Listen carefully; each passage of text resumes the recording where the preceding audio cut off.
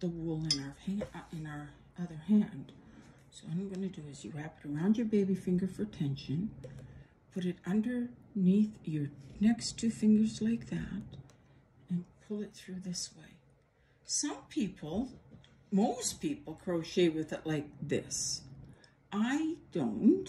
I have my own bad habits. I wrap it around once more, okay?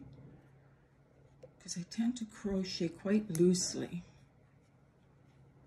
Okay, so what I'm going to do, and you'll find when you're doing your own way that after won't be long that you'll go, ah, that works for me.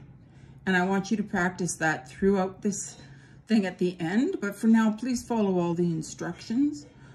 So now we're going to do a yarn over hook. So I whip my hook around the wool. I don't whip the wool around the hook. I hope that makes sense. Okay, so twist the hook around the wool, picking up a piece right there, picking up a loop, pull it through.